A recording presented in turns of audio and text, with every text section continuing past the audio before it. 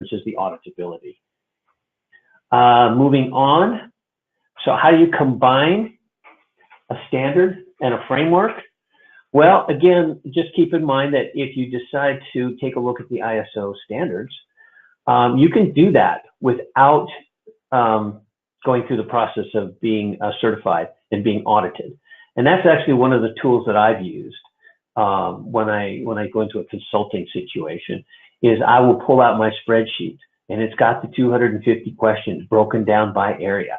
Now, when you look at that, it's pretty daunting. And most people, I try not to show them how they stack up as far as the score goes, because that can be very discouraging. But what I'm more interested in is, for example, incident management has about 18 to 20 questions in it. I don't recall exactly off the top of my head.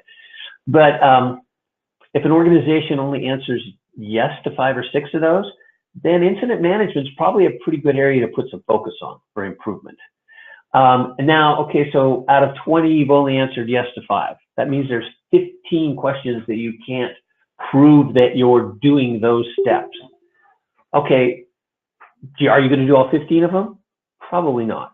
You're going to pick the top 3 or 4 of those questions that you currently cannot answer yes to, and you're going to say, how do we shift those to a yes? How do we start to make incremental improvements? And to me, that's the goal behind the ISO standard, is it says, if you're doing these 20 things, you're probably pretty close to being on track for incident management, in my example. But if you're only doing 5, you got a lot of work to do. Don't do 15 at once.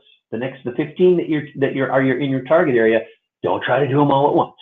Pick the top 3 or 4 that are relevant to your business, and do that across all the processes. And what you've done is you've taken on a pretty good chunk of work, but as the old saying goes, that a rising tide lifts all boats. You start to improve across these processes, and you start to see everything move up. And you don't have to do that just with ITIL. You can do it with any of the other frameworks, but ISO really helps you to understand where are you at, or where are you today in relation to a set of standards, and how can you start to improve toward those. So to me, that's the real value in comparing the 2 standards versus the framework. So moving on to the